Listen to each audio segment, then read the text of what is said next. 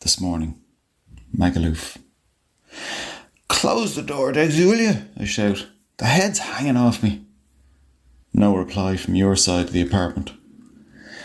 Outside, a recycling truck empties a bottle bank into a smashed glass mountain. Its erratic tune fights a distant siren's wail. And shouting, there's always someone shouting. The sun screams through the crepe paper blind in the bedroom, hauling my mind into the ache of morning. My phone is dead, and time is molten. It could be 5 o'clock, could be 10. That's what we came for.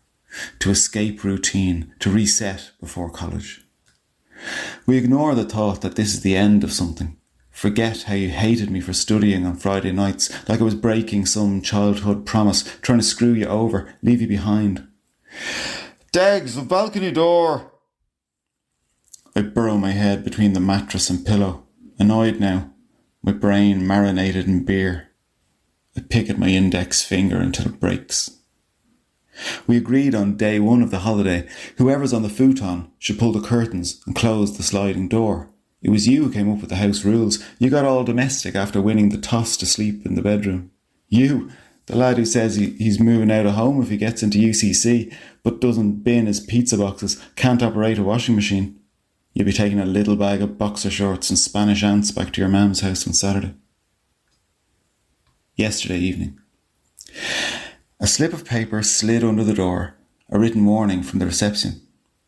You read it aloud in the style of a lispy Spanish town crier with a few drinks on him. "Signors, attention! No music after 10 p.m. Your travel company has received a notification." The teachers used to threaten to tell our mams at the first echo of laughter in the school corridors.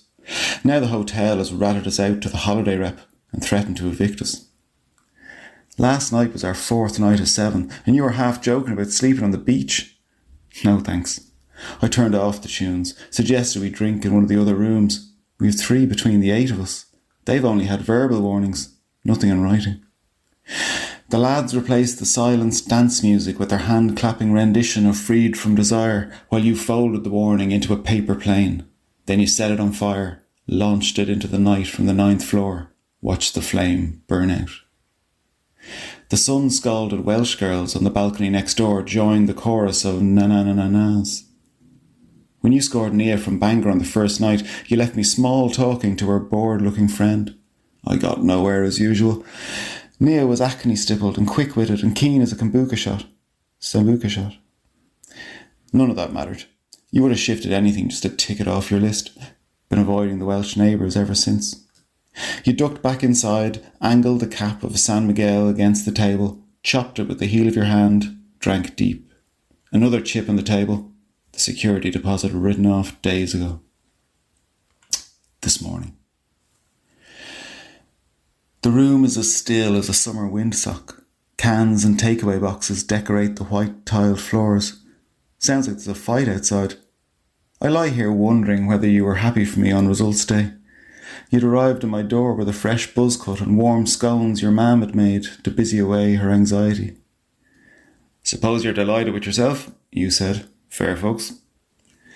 "Cheers, Steggs," I said, afraid to ask how you'd done. "Want tea?"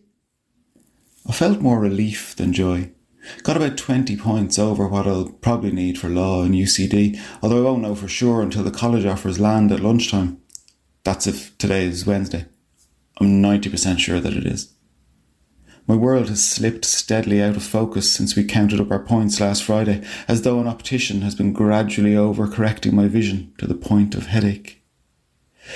With the mystery gone out of the Leaving Cert results, we had a few quiet cans in your house, then a few in the pub, and a few at a house party thrown by some lad we'd ignored for 6 years of school. I was in danger of catching sobriety the next morning until you put a pint in front of me in the airport bar. We'd waved goodbye to our parents, angst-struck by the idea of us flying out of sight for a week. Swear to God they've been more relaxed on results day, our futures swinging in the breeze. From then on, days and nights have been a shapeless blur of cans and shots and smoke and suntan lotion. The only handle I have on time is that every other night I get to sleep in the bedroom. Yesterday evening, after your town crier performance. Did we ever have a proper row before? All I'd said was that a quiet night in might be a nice change of pace, then back to destroying ourselves on Wednesday after the college offers. We don't want to get thrown out, I said, my shoulders offering a slouched apology.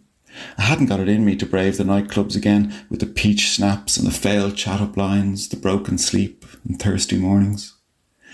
We've done 3 nights straight, I said, and the nights began at lunchtime. You lost it, called me a sad gimp, said I was boring. I told you to relax, asked if you're worried about college, said I was sure you'd get a place somewhere. Bad move. Thinks he's Einstein, this prick, you said, just because he fluked a distinction in junior cert maths. The last from the gang reminded me they were more your mates than mine. They only tolerate me because you and I grew up next door to one another. Give it over, I said, but your engines were revved. Pities me trying to scrape into college while he's collecting his fucking scholarship medal. Chip on your shoulder, Deggs. It was the lack of conviction in my voice that lost me the room. Maybe the room was always lost. Their bodies leaned away from me. What did you say to me? Your face was in mine, dead-eyed, as if ready to bite down on my lip until blood flooded your chin. I don't know which of the lads put the hand on your shoulder. Chill, Deggsy, it's cool. I was too busy pretending not to be afraid. You read the room, no appetite to sour a big night. I'm messing, lads, God's sake, take the joke. Come here to me, you. And you hugged me and thumped my back, and we all laughed, and I suppose it was fine. But we were definitely going on the town. This time, you had the hunger on you.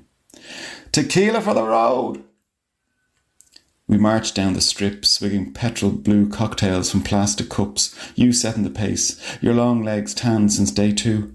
Stopped to chat up girls from Belfast, sang rebel songs at Sheffield lads who refused to get remotely aggro about it. The bars all had the same music and drinking games, same smell of perfume, sweat and vapes. You danced and sang like the night would last forever. I just needed to get through the week, collect stories to tell in the local pub, and then get busy with college. In the meantime, shots.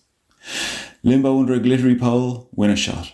Sing a karaoke song, win a shot. Down 5 shots in a row, win a fucking shot. Might take a year out, you roared into the ear of a student nurse from Manor Hamilton. It's overrated, college. I'm more into health and fitness, career-wise, you know. When you went AWOL, I reckoned you'd scored.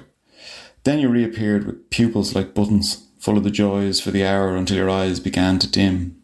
I took you outside, envious of your lust for risk and annoyed by the burden of your intoxication. You hugged me, told me to lighten up, call me man, while I grilled you about what you'd taken and where you got it. It's all right, Deggsy, just tell me, do we need the hospital or... I need a piss and a hug, man, that's all, and a big fat dirty sleep. You leaned over the knee-high wall of a dry fountain in the heart of the old square. They stopped the water to avoid drownings. Now it just gathers sand and sick. Impatience was brewing in the group. They wanted you dragged up so we could push on to the next bar. The lads were exchanging leaving cert results and college hopes with a crowd from Mallow who were heading to the Twisted Shamrock, happy to fold us into the mix. But you looked worse under the karaoke lights. Even after a pint of water, you slumped onto a table, spilled someone's bottle of breezer and sparked a bout of pushing and shoving until we were all outside, motion sick, standing still in sticky t-shirts. The gang said I was sound for taking you off their hands. Made sense for me to be the one to get you home. Your roommate, classmate, used to say best mate, but we both know we've been drifting. In primary school we were the same, inseparable. Secondary, you got popular, got girls, got stoned. This past year, while I was panicking about exams, you were pub crawling around our 3-pub town, living your best life. You were a mess on the slow walk back to the hotel.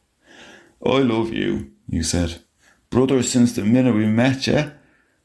You cried in the lift, said your mother would be in bits if you don't get arts in Cork. Said you were afraid you'd end up dropping out, and you wanted to be a personal trainer. Don't forget me after the holiday when you're off in UCD. I won't forget anyone.